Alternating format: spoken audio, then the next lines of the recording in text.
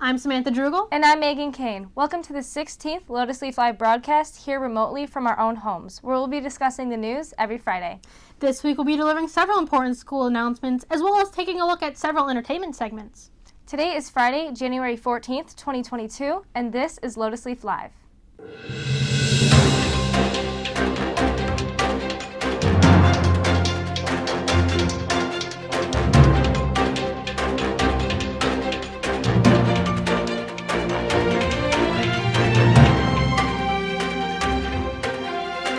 We will not be back on Monday due to Martin Luther King Jr. Day on January 17th. Have a great day off.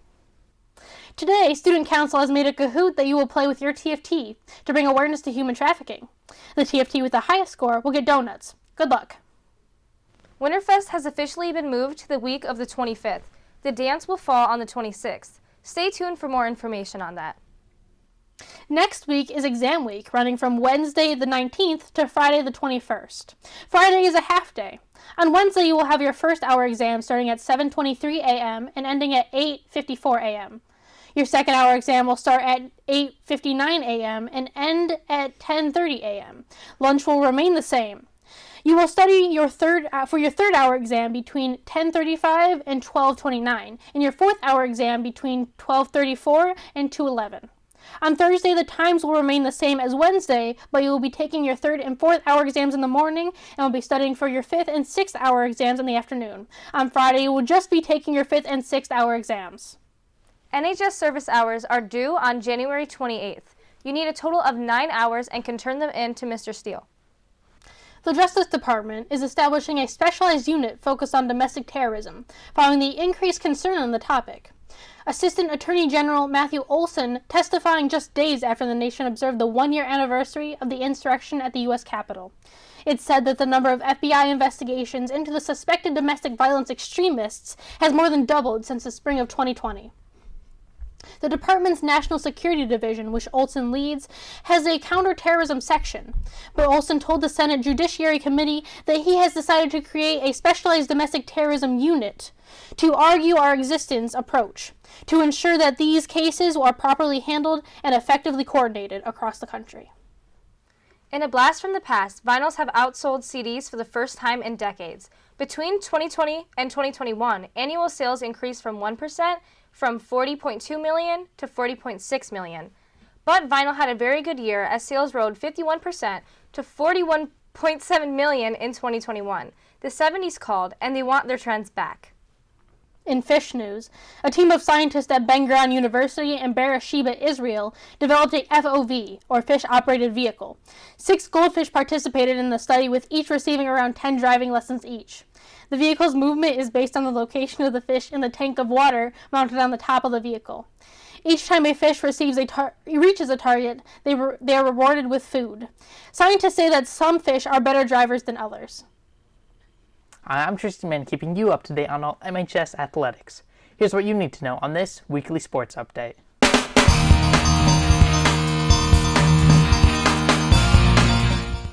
This is just a reminder that there are still limited spectators for all sporting events. Each athlete is allowed to have 2 spectators only. The mask mandate for spectators will continue as well. Girls varsity basketball have an away game tonight against Pinckney at 7. Boys varsity basketball have a home game tonight against Pinckney at 7 as well. The varsity gymnastics team had their first meet on Wednesday against Saline High School. Boys varsity hockey have a game tomorrow at 3 p.m. against Manistee High School. Boys varsity swimming had a meet yesterday away against Saline. Varsity competitive cheer have a home competition next Thursday against Bedford. The varsity bowling teams have competitions next Tuesday and Wednesday against Chelsea and Adrian. Boys varsity wrestling had a home game against Bedford on Wednesday. They have another game tomorrow against Lincoln Park High School at 9. Our home team, the Lions, faced off against the Packers, whoever their rivals. Here's Jack to recap the game. Hi, I'm sports broadcaster Jack Drugel. On Sunday, January 9th, the Lions played the Packers at Ford Field located in Detroit, and this is a brief analysis. After a series of short first down gains, the Packers managed to put 7 points on the board to start the game, but the Lions were ready to respond. After being held, the Lions attempted a pump fake, but were not successful in that attempt. But after this failed drive, the Lions used a trick play to put their first point on the board.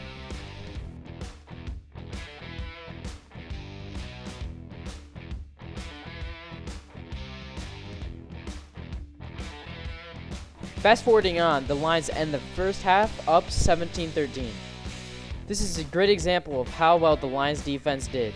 A fumble and a recovery just at the start of the second half. After being down by 3 late in the fourth quarter with an aggressive drive, Swift hooks in for a Lions lead. Lions pick the ball off and punch a field goal to have a comfortable 1-touchdown lead on the Packers going into their last drive. Love throws an interception to secure the Lions' victory over the Packers, ending their 8-year losing streak against the Packers. The Lions were able to win with the passing of Jared Goff and the elite receiving of rookie Amon-Ra St. Brown. Overall, the Lions had a pretty cruddy season, but it was nice to see them not get scammed by the refs on the last play of the game. I'm Jack Drugel, signing off. That's all we have for you on this weekly sports update. Join us next week for more updates and highlights. So the first package of today is a human interest feature on senior Michelle Gallegos, who has participated in the BOD conference this past Tuesday. If you are interested in being featured on the broadcast, please contact any of our social medias. Well, my name is Michelle Gallegos. I'm a senior at Monroe High School, and I represent Center 8 on the Board of Delegates. The organization that I am part of is MAHS and MASC, which stands for the Michigan Association Student Council and Honor Societies. And basically what we do is that we run LTIs, which stands for Leadership Training Institutes, and we just facilitate our own this activity, and each activity has its own theme. And yesterday we had regional, so it was a regional conference, and my group and our topic was equity in education.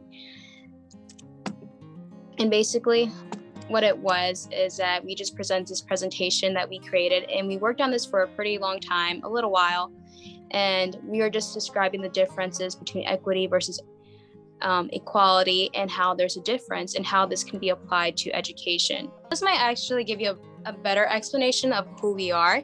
So like I said, we are part of the Board of Delegates in the acronym SPOD, and we just have different centers. So I have my friend here. These are just a couple people from across the state of Michigan who go to different schools, and we all just come together. And there's me. So I represent Center 8 on the Board of Delegates. Okay, and this is a difference. So there's a difference between equity and equality. So everyone's given the same shoe, and then it's just an equal distribution, but equality, it's more like you're giving the perfect size for that person. There's something that fits to that for their perfect shoe size. I like using the shoe analogy, so it's kind of complicated. You know what I mean, right?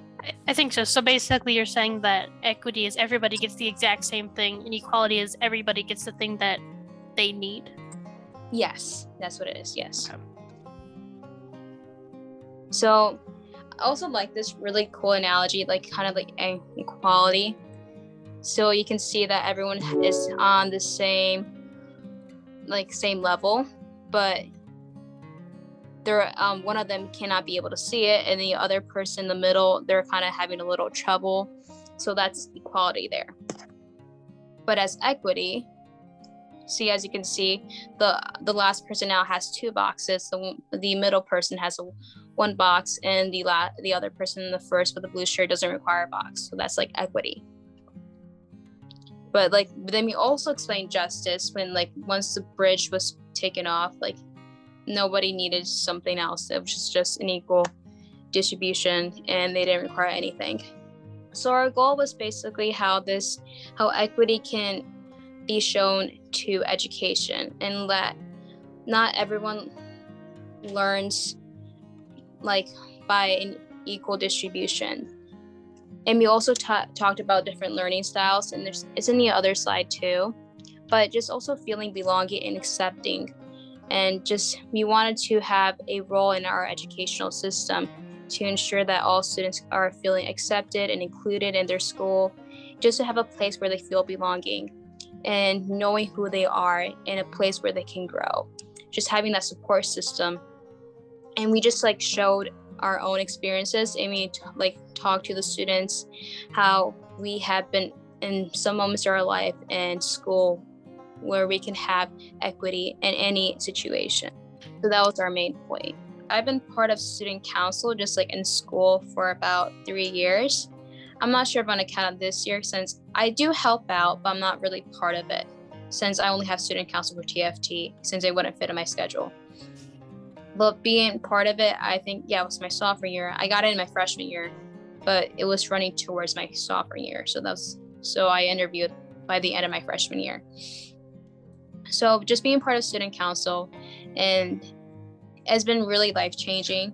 But what I will say that once I got into states my sophomore year, and that's how I learned about this organization, this statewide organization. So MAHS and MASC has completely changed my life as a learner, a student, and I just get to go to these many places, get to experience new ideas and new, just like these, it's a life-changing moment, I would say.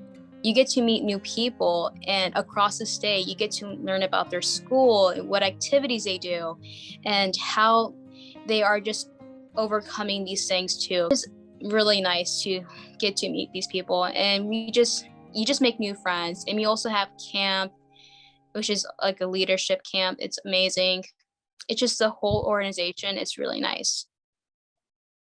This past Sunday, the first episode of Season 2 of Euphoria was released. Euphoria fans, including me, are raving about the episode. So here's a quick comparison of the first season to the second season, without spoilers, of course. I'm Megan Kane, and I happen to be a very loyal Euphoria fan. So here's what you need to know about Season 2 of Euphoria. Season 2 is being released episode by episode every Sunday. The first episode came out on January 9th at 9 p.m.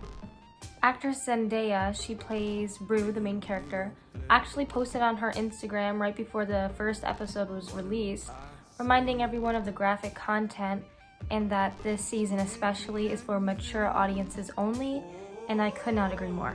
Don't worry, I'm not here to spoil anything. I'm just going to talk about the first episode of Season 2 and how it compares to Season 1. The cool fashion and the cool makeup is still there, but it's a little different. It's more mature. I mean, Season 1 was released in 2019. It's been a few years. So it's an updated version of their style of clothes, hair, and makeup. But they stay true to the euphoric feel. In the first episode, there's already so much drama, and the plot is not what you expect. Like, the storyline really, really catches you off guard. And as I mentioned before, the content is really graphic. There's a lot of violence and other things that seem more extreme than the first season, in my opinion. And don't worry, all the characters are as flawed as they were the first season. Wow, I can't believe I almost forgot to mention that there's a new character. His name is Elliot. He's introduced in the first episode, and he's played by Dominic Fike, the musician that plays Three Knights.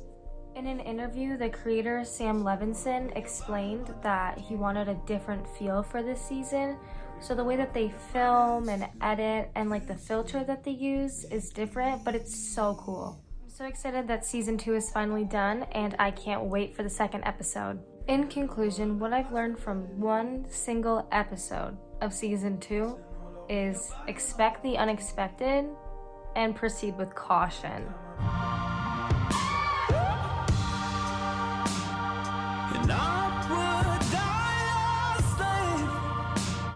This past Sunday, the 2022 Golden Globes Awards were held at the Beverly Hilton, though the event was boycotted by many without even a red carpet or host.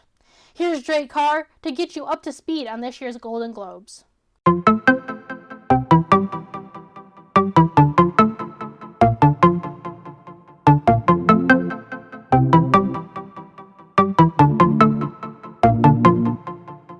Hi, I'm Drake Carr, and on January 9th, the 79th Golden Globes were held. Here are some of the most popular winners of the night. Best Picture Drama goes to The Power of the Dog. Best Musical/Comedy Picture goes to the West Side Story remake. Best Actor in Motion Picture Drama goes to Will Smith in King Richard. Best Actress in a Motion Picture Drama goes to Nicole Kidman in Being the Ricardos. Best Actor in a Musical/Comedy Picture goes to Andrew Garfield in Tick, Tick, Boom. And Best Actress in a Musical/Comedy Picture goes to Rachel Zegler in West Side Story. This is Drake Carr signing out. Culvers is finally here. Monroe has a new Culvers located on North Telegraph near Aldi and Meyer. My dad and I were so excited, we of course had to try it. Take a look. Hi, I'm Megan Kane, and I'm sorry, I just don't feel like baking or cooking today, or like even making myself a sandwich. So a solution to that is fast food, of course. But Monroe, as I'm sure you all know by now, has a Culvers. That is the best thing that has ever happened to Monroe, is getting a Culvers. So today my dad and I are going to taste test a lot of the stuff on the menu. I just don't even have words for how excited I am.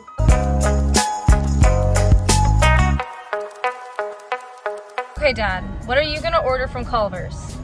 I'm gonna order a mushroom burger from Culvers. Any sides? Double. With Swiss cheese, it comes with it. Sides, I said. Oh, sides. Yeah. The onion rings. Onion rings. Okay. Any ice cream for you? Oh, yeah. Oh, ice cream too. Okay.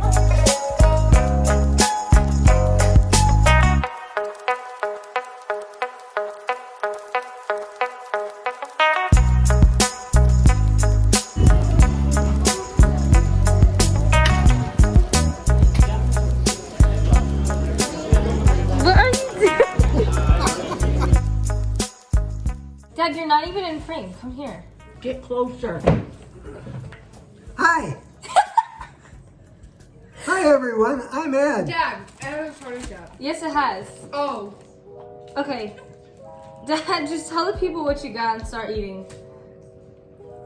Start with that. What is it? This is concrete chocolate with pecans in it. It's a concrete mixer. Concrete mixer with pecans in it.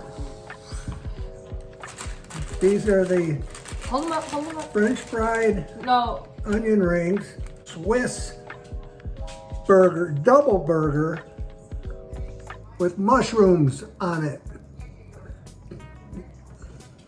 Mushrooms on it. Very in-depth. Okay. I got a veggie burger. The bun's a little smushed. And cheese curds, of course. He's just going for it. He's still not in frame. Let's just...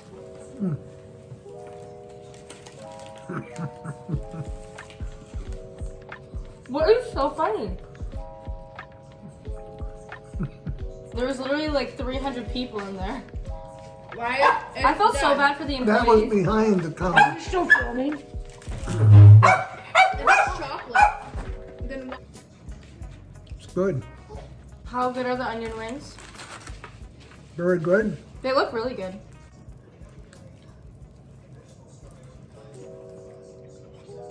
Their veggie burgers are so good.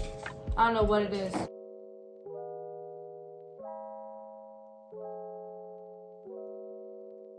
The table. Cordy, get down. What do you think about the cheese curd? They're good. I like them. Stop coughing. Anyway, so I got ice cream and it wasn't that good. Like I wouldn't get it again, and it probably cost like $6. Like a little concrete mixer. I do like their onion rings. Everything just tastes so salty. But I guess that's like the point of fast food. Why are you critiquing it? That's my job. And of course it's salty, it's battered cheese. Can you tell your dog to be quiet? Quiet, dog.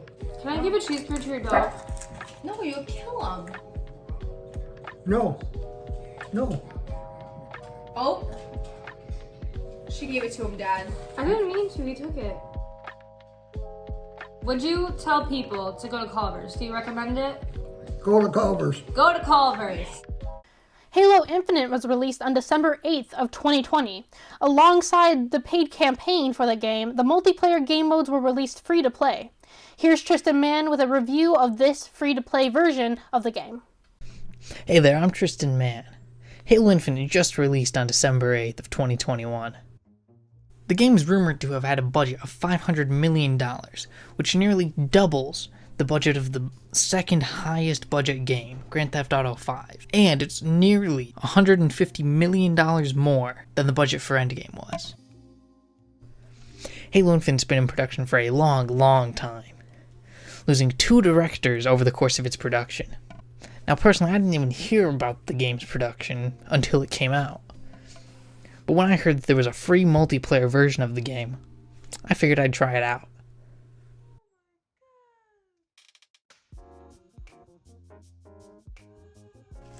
The game also features many different multiplayer game modes. Everything from 4v4 small team battles to 12v12, if that's what you want. Now overall, I'd say this game is pretty good except for when I'm doing bad. Now if that's the case, terrible game. 0 out of 10 little circle things. They're like a little ovals, kind of. Like they're a little bit, because it looks like I kind of just drew it in MS Paint, because I did. 0 out of 5 of those. But when the game is normal, right, and I'm always winning, it's a pretty fun game. I would give this a 4 out of 5 little circle, oval, kind of like Microsoft Paint drawn circle things.